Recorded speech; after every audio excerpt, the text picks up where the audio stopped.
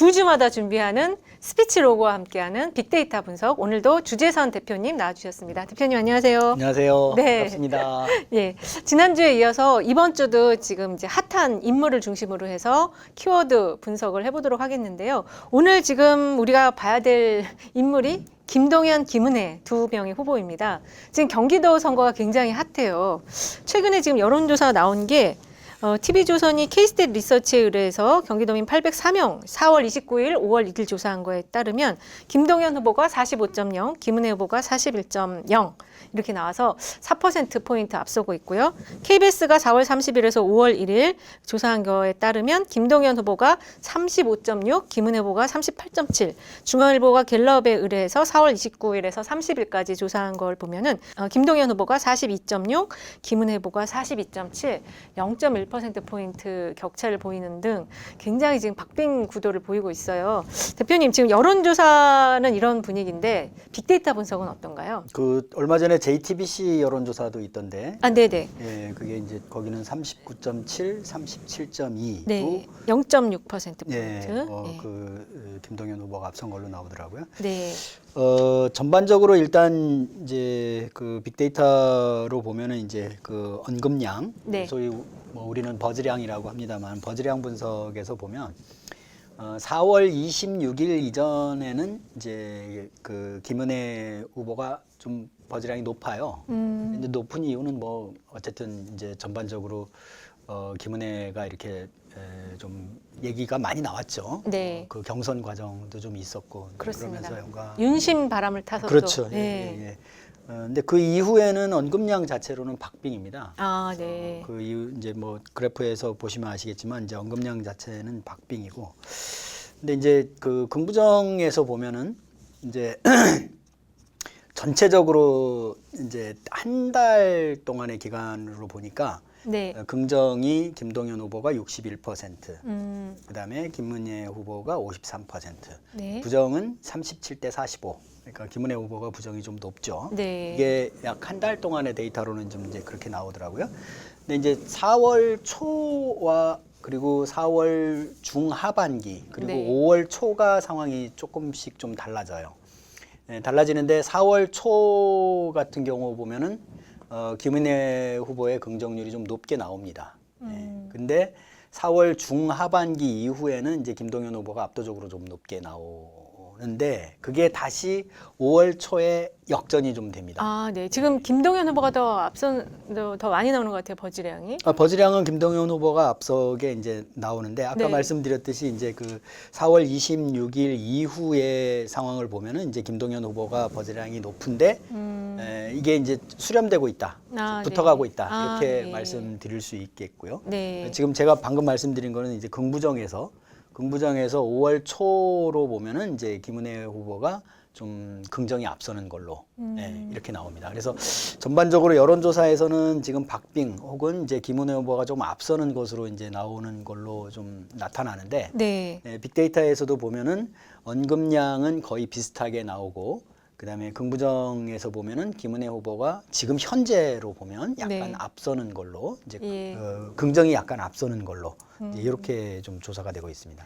그 지금 여론조사상에서는 0.1, 0.6 이 정도 앞서는 상황이어가지고 이게 딱히 앞선다라고 표현하기는 오차범위 이내여서 조금 그렇긴 한데 그 지금 빅데이터 분석이 일단은 두 후보가 이제는 거의 비등하게 버즈량이 비슷한 수준으로 가는 그런 흐름을 보이고 있다. 특히 이제 4월 25일 이후부터 그런 그렇죠. 흐름이 좀 나타나고 있다는 말씀이신 것 같아요. 네. 지금 김동연 후보와 김은혜 후보 최다 인용 발언을 잠깐 살펴보면요. 김동연 후보는 그 반드시 이겨서 윤석열 정부의 독선과 독주를 막는 교두보를 만들겠다.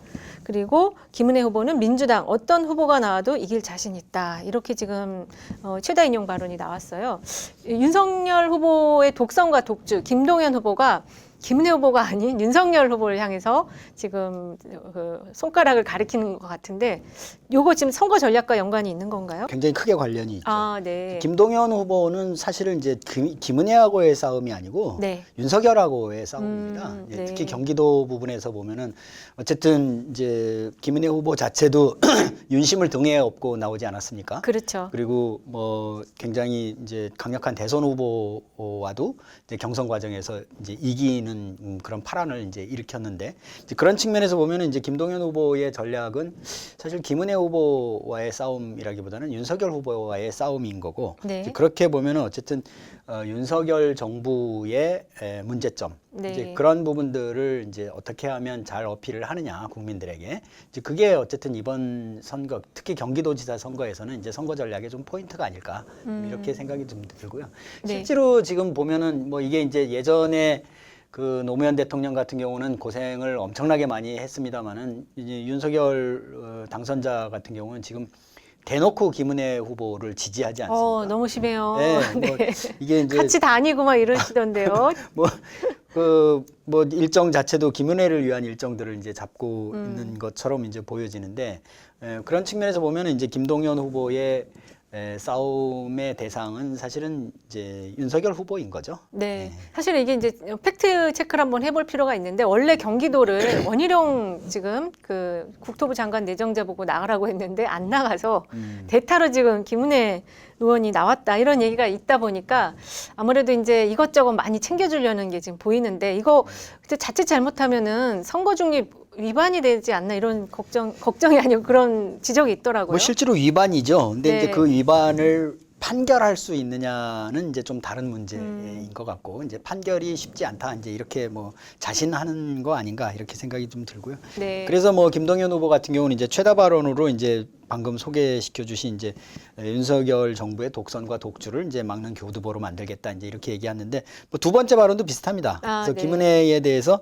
윤석열의 대변인이냐 경기도의 대변인이냐 이제 네. 이렇게 얘기를 해서 어쨌든 김은혜 후보 자체의 이제 뭐 그 선거 전략 사실은 네. 김은혜 후보의 선거 전략은 뭐 윤석열 후보를 지지했던 사람들을 다 이제 포용하겠다 이제 이런 전략으로 나가는 것으로 보여지고 네. 김동연 후보 같은 경우는 이제 그렇기 때문에 이제 너는 그러니까 당신은 윤석열의 대변인 아니냐 이제 이렇게 공격을 하는 거죠. 아, 그러니까 이제 패싱 전략이네요. 뭐 그렇죠. 김은혜 패싱 네. 전략. 네. 그래서 김동연 후보는 그렇게 하면은 이제 본인이 좀 몸값을 더 키우고 볼륨이 커지는 그런 효과를 노리는 것 같은데요. 실제로 이제 대결 구도 자체를 이제 김동연 후보의 입장에서는 사실은 인물 대결 구도 네. 이렇게 잡혀지는 게 이제 바람직하게 보일 거고요. 네. 그러니까 어떤 뭐 현 정부와 그리고 뭐 그러니까 미래 정부와 현 정부의 싸움 뭐 이렇게 구도를 잡는 것으로 보면은 김동연 후보에게는 별로 유리한 상황은 아닌 거죠. 그렇습니다. 자, 지금 제가 최대인용 발언에서 좀 눈에 띄는 게 2년 동안 전국을 돌며 피해 다녔다. 세 번째 네. 발언인데요. 네. 요게 지금 그 김동연 후보 미담이라고 그래야 되나? 그거랑 좀 연결이 될 수 있는 발언인 네. 것 같은데 어떤 내용인 거죠?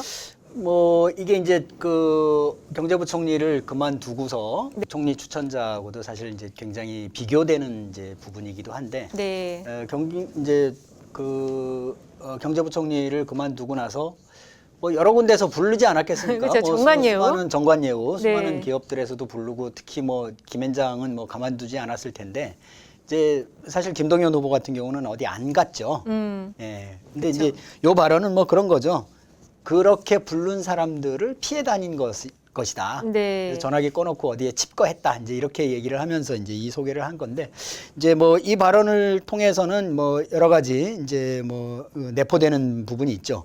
김동연 후보 자체가 어쨌든 청렴하고 결백하다. 이제 이런 것을 주장하는가 하면 반면에 현 정부, 그러니까 윤석열 정부의 어떤 인선 과정에서의 전관예우랄지 여파의 이런 부분들에 대해서 이제 공격하는 거다. 이제 이렇게 생각이 듭니다. 네, 지금 그 김동연 후보의 발언자 분석과 김은혜 발언자 분석을 보면요, 이 일단은 그 지금 기본 단위 수가 김동연 후보가 훨씬 더 2배가량 많고요. 또 하나의 특징이 김동연 후보는 파워 트위터리안의 이 활동량이 많은 반면에 김은혜 후보는 유튜버의 그 유튜브 조회수가 많은 걸로 지금 보이는데 이게 맞는 건가요? 굉장히 정확하게 보신 거고요. 네. 그러니까 전통적으로 보면은 이제 유튜브는 이제 보수층들이 좀 많이 사용하는 그렇죠. 이제 것으로 것으로 알고 있고 실제로도 이제 김동연 후보의 유튜브 이제 언급량과 김은혜 후보의 유튜브 언급량에서 보면 차이가 좀 있습니다. 그래서 네. 저는 이제 김동연 후보에게 말씀드리고 싶은 거는 유튜브의 사용자들을 포기하면 안 된다.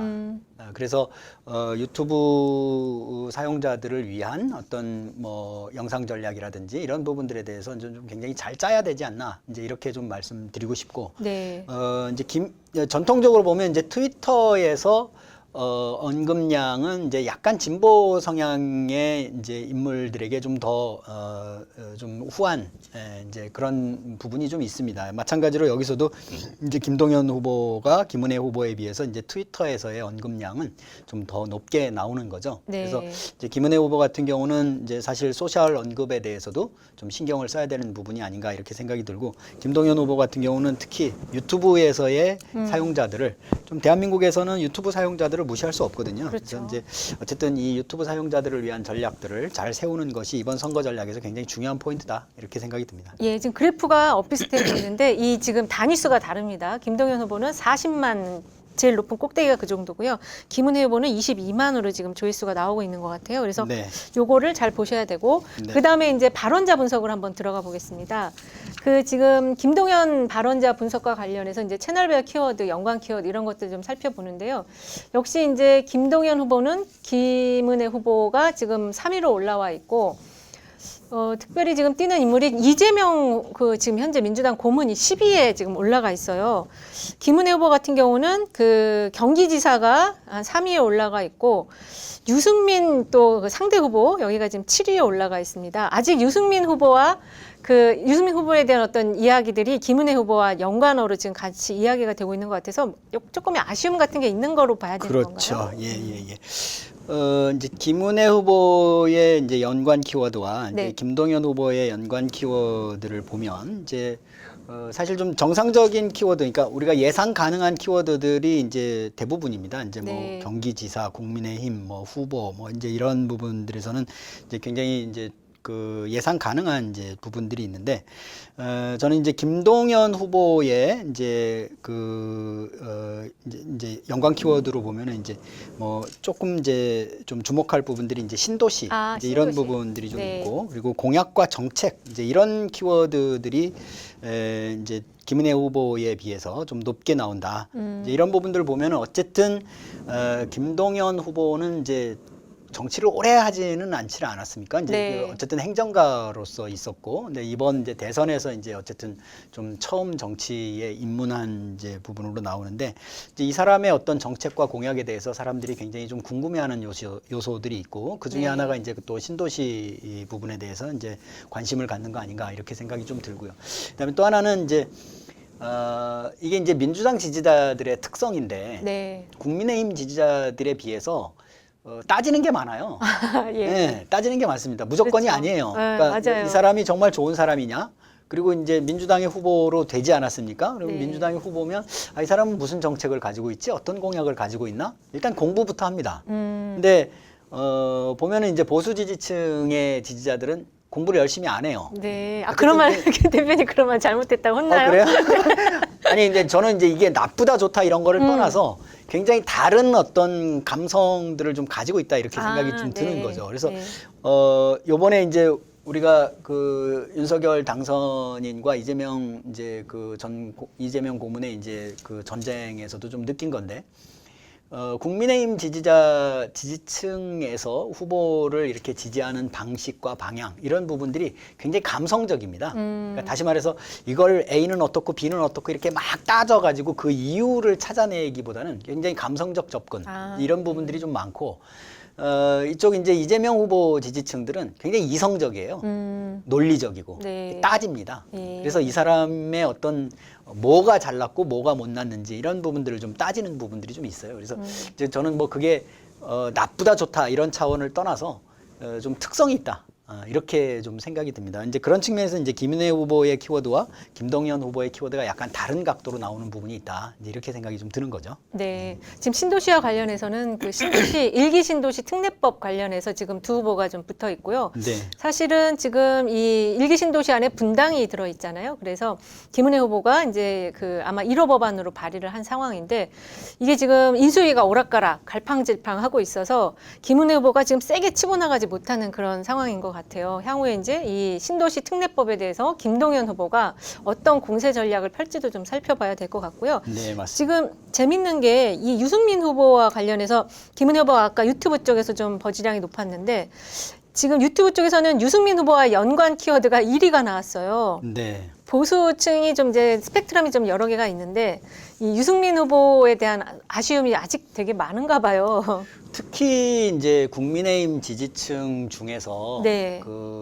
뭐 윤석열 당선자를 찍었지만 윤석열 당선자에 대해서 흡족해하지 않은 국민의힘 지지층들이 있습니다. 아, 예. 네. 근데 그 지지층들이 이번에는 사실 굉장히 잘 결집을 한 건데요. 그러니까 이제 소위 이제 왔다 갔다 하는 그 스윙보터라고 하는 이제 이 스윙보터층이 윤석열 후보로 굉장히 잘 결집을 했는데 당선 이후에 이제 여러 가지 정황들을 살펴보면서 이제 좀 아닌 거 아닌가 이제 이런 느낌들이 좀 굉장히 많이 받았었고 심정적으로 네. 이제 그런 영향들이 기존의 이제 국민의힘의 사람들에게 좀 주목하는 거죠. 근데 그 중에 하나가 또 유승민 전 의원이지 않습니까? 그렇죠. 근데 이제 김은혜 후보하고의 전쟁에서 이제 진 거를 보면서 이제 그런 아쉬움들이 특히 유튜브에서 이렇게 1위가 나온 거는 아까 말씀드렸듯이 이제 보수층들이 굉장히 많이 사용하는 매체 채널에서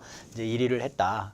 그런 거는 이제 국민의힘 지지층들이 아직 유승민 후보에 대한 아쉬움 네. 이런 부분들이 또 그 윤석열 당선자의 어떤 이런 여러 가지 스탠스를 보면서 그런 아쉬움들이 더 크게 증폭된 거 아닌가 이렇게 좀 생각이 네. 됩니다. 사실 지금 김은혜 후보 같은 경우는 유승민 후보를 지지했던 사람들을 다 끌어안지 않으면 여론조사상처럼 이렇게 박빙으로 가지 못할 수도 있다. 이렇게 좀 보여지거든요. 그렇죠. 예. 그래서 아마 유튜브에서 그런 연관어가 유승민 후보가 좀 높게 나오는 것 같습니다. 네. 다음은 그 김동연 후보 긍부정어 분석을 한번 해보겠는데요. 일단은 김동연 후보가 긍부정어, 긍정이 58%, 부정이 39%, 김은혜 후보 긍부정어 보니까 긍정이 40%, 부정이 56%. 둘이 좀 달라요. 네. 이거 어떻게 해석해야 될까요? 김동연 후보는 이제 그러니까 대선 지형으로 보면 네. 대선 지형으로 보면은 김은혜 후보는 윤석열의 부정적인 요소가 흡수되어 있는 상태인 거고요. 네. 김동연 후보는 이제 그러니까 그 문재인 정부나 이재명의 부정적 요소가 흡수되지 않은 상태입니다. 네. 예, 이제 그렇게 보여지는 거고. 약간 독자적인 포지셔닝을 가지고 있는 거네요. 이제 사람들이 보기에 그런 거죠. 사람들이 보기에 김은혜는 거의 그냥 윤석열 이퀄 김은혜 그리고 김은혜 또 윤석열의 입의 역할을 하지 않았습니까? 이제 네. 그런 측면에서 굉장히 연관도가 높게 이제 나오는 거고, 그래서 윤석열의 어떤 그 부정적 감성 이런 부분들이 굉장히 이제 김은혜에게 많이 흡수된 있는 상태인 거죠. 네. 이제 김동연 후보는 그런 측면에서 보면은 굉장히 이제 독립돼 있는 이제 그래서 긍정적인 요소가 이제 김은혜에 비해서 굉장히 높게 나오는 이제 이런 부분인데, 근데 이게 이제 2주 동안의 데이터이긴 한데 네. 가장 최근에 보면은 또 좀 약간 달라요. 그러니까 이제 보면 5월 초 기준으로 보면 김동연 후보의 부정 요인이 좀 굉장히 높아졌습니다. 그래서 이제 그런 부분들에서 보면은 이제 김동연 후보도 민주당의 이제 부정적인 요인 이제 네. 이런 부분들이 자연스럽게 어쨌든 민주당 후보가 되지 않았습니까? 네. 이제 자연스럽게 흡수되고 있다. 이제 그 얘기는 이제 최근에 어떻든 이제 검찰 수사권 조정에 대한 이제 국민적인 일정한 이제 반대 여론 이제 이런 부분들이 이제 흡수되는 형태로 나오고 있다. 그래서 앞으로의 어떤 이제 관리가 굉장히 중요하게 보이는 거죠. 네. 지금 김동연 후보 같은 경우에 긍정 키워드로 볼 때 새롭다, 지지하다가 높긴 하지만 저는 새롭다라는 게 더 좀 와닿는 느낌이고요. 지금 김은혜 후보 같은 경우는 밀리다, 패배하다 이런 그 부정어들이 지금 상위에 랭크되어 있다고 보여지는데 지금 이 연령별 그 지지 현황을 보니까 그 50대를 기준으로 아래쪽은 김동연 후보 지지가 높고요. 60대 이상 이제 김은혜 후보 지지가 높고, 그다음에 이 20대와 관련해서는 20대 여자들은 김동연 후보를 지지하고 20대 남자들은 또 이 김은혜 후보를 지지한다고 합니다. 이 연령별 어떤 분포, 이거는 이 긍부정 안에서 좀 같이 찾아볼 수 있을까요? 긍부정 안에서 이제 연령별 분포를 찾기는 좀 쉽지는 않고요. 아, 네. 이제 지금 이제 연령별 이제 지지도를 말씀하셨는데 대선에서의 연령별 지지도하고 거의 흡사하게 나옵니다. 나오는데 거기서 약간 이제 다르게 좀 형성이 되는 부분들은 뭐냐면 이제 20대에서 사실 윤석열 후보의 지지가 높았었죠. 그렇죠. 네, 이대남이 많이 지지했어요. 그렇죠. 근데 이제 막판에 이제 20대 여성들이 이제 이렇게 또 이재명으로 가면서 거의 이제 비슷하게 나왔는데 20대, 30대에서 대선의 지형하고 조금 달라진 부분이 있어요. 아, 네. 그러니까 20대, 30대에서 이제 김동연 후보에 대한 지지가 이재명 후보의 지지보다 조금 높게 나오는 이제 뭐 그런 성향들이 좀 있습니다. 그래서 네. 그거는 역시 이제 말씀드렸듯이 윤석열 이제 당선인의 어떤 이제까지의 어떤 이런 모습들이 그렇게 긍정적이지 않은 부분들의 좀 반영이지 아닌가 이제 이렇게 생각이 좀 드는 거죠. 네. 지금 보니까 이 김은혜 후보 같은 경우에는 커뮤니티 쪽에서 가세연, 강용석 이런 키워드들이 좀 후순위에 좀 나타나거든요. 네. 그래서 지금 강용석 후보가 나올지 정확히 지금 확인이 안 되고 있는데 나오면 지난번에 여론조사 보니까 한 3, 4% 정도 가져가더라고요. 네. 그래서 지금 이 이제 여권이라고 해야 되겠네요. 이 여권의 표심은 지금 좀 분열이 되어 있다. 이렇게 좀 볼 수 있을 것 같고, 김동연 후보 같은 경우에는 어쨌든 지금 윤석열 당선인과 대립각을 세우면서 김은혜 패싱 전략을 지금 추구를 하는 것 같아요. 그래서 전체 판을 아예 크게 좀 구도를 중심으로 가져가면서 본인의 미담이나 이런 어떤 새롭다라는 이런 긍정적인 이미지들을 좀 살려나가는 그런 전략을 펼 것 같은데요. 어떻게 김동연 후보 같은 경우는 뭐 그렇겠죠. 자기가 나는 김은혜의 상대가 아니라 나는 윤석열의 상대다. 아, 네. 이제 이런 작전을 펴는 것이 이제 굉장히 선거 구도상 이제 바람직할 거고, 그러면 그게 이제 어쨌든 인물론으로 체급이 좀 다른 인물이구나. 이제 이런 인식들을 좀 주게 되지 않을까. 이제 이렇게 네. 생각이 좀 들고, 그래서 국민의힘 측이나 이제 보수 언론 측에서는 이게 이제 윤심과 이심의 대결이다. 이제 이렇게 또 바라보는 이제 경향들이 좀, 그러니까 그렇게 또 이제 프레임을 짜려고 하는 이제 이런 부분들이 좀 보이게 되는 거고요. 네. 그래서 어쨌든 뭐 김동연 후보가 이제 윤석열 후보와의 대척점을 형성시키는 전략은 저는 나쁘지 않다고 봅니다. 네. 이제 아까 말씀드렸던 이제 가세연은 네. 뭐 저는 나오지는 않을 거라고 보여지는데 네. 만약에 나온다면 이제 좀 뭐 손톱 밑에 낀 가시가 되겠죠. 네, 그럴 거. 김은혜 후보에게는 그렇게 그렇겠죠. 손톱 밑 예. 가시가 될 것 같고요.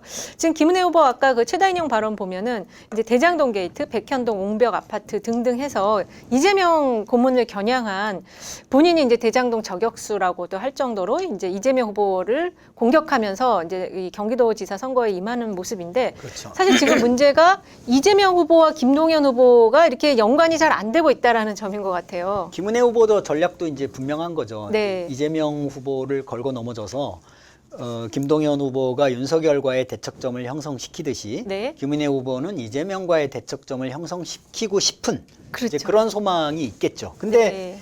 보시면 아시겠지만 윤석열 후보는 당선자인 거고, 네. 다시 말해서 스포트라이트를 받는 사람인 거고, 이재명 후보는 스포트라이트를 받을 일이 지금 없는 사람인 거잖아요. 네. 당연히 대척점 형성이 잘 안 되죠. 그런 것 그래서 같습니다. 저는 이제 김은혜 후보를 만약에 만난다면 네. 이제 지금 이재명 후보와의 대척점을 형성시키는 것은 선거 전략에서 그렇게 올바른 방향이 아니다. 뭐 이제 이런 얘기를 좀 해주고 싶습니다. 네, 그런 것 같습니다. 지금 데이터를 보니까 이 김은혜 후보가 이재명 후보 SNS에서는 그 2위로 이재명 후보라는 단어가 올라와 있는데, 이거를 쓰면 쓸수록 김동연 후보하고는 이재명 후보가 이렇게 연관되는 그게 강하지가 않아요. 그래서 김동연 후보를 공격을 못하고 딴 쪽을 공격하는 그런 표적이 좀 잘못된 그런 맞습니다. 전략이 될 수도 있겠다. 아니 그리고 이제 이미 졌잖아요, 대선에서. 그렇죠. 이미 졌고 패배를 했고 어떻게 보면은 뭐 국민들의 판단이 끝난 건데 그걸 네. 또 다시 드러내 가지고 어떤 이슈화 시키겠다. 이제 이런 전략은 어떻게 보면 국민들에게 좀 먹혀 들어가기 쉽지 않은 전략인 거죠. 그렇습니다. 무슨 곰탕 우리기 전략 그렇죠. 이런 것 같습니다. 근데 자, 저는 차라리 네. 지금 현재로 본다면은 이제 좀 그 그러니까 검찰 수사권 조정 국면 이제 이런 국면에서 이제 김동연 후보의 지지율도 조금 떨어지기는 했는데 이제 이 부분이 만약에 지속적으로 이슈화가 된다 그러면은 저는 이제 김동연 후보에게는 그렇게 유리한 지형이 형성되지는 않을 것이다 이런 좀 예상이 좀 들고요. 네. 근데 뭐 지금 나오듯이 뭐 이 지금 검찰 수사권 조정에 대한 이슈보다는 뭐 앞으로 창창하게 남아있는 이제 청문회 이슈 네. 이런 부분들이 훨씬 더 많이 부각될 것이기 때문에 이제 김은혜 후보가 이제 선거 전략을 어떻게 세우는지가 또 어떻게 보면 관심 포인트입니다. 아, 예. 앞으로 지금 인사청문회가 한 일주 이상, 열흘 이상은 지금 끌고 갈 이슈고, 그 다음에는 이제 당선인이 이제 대통령이 돼서 그 출퇴근 이슈가 또 지금 있을 예정이어서 그렇죠. 예. 이제 좀 향후에 또 변화들을 좀 지켜봐야 될 것 같고요.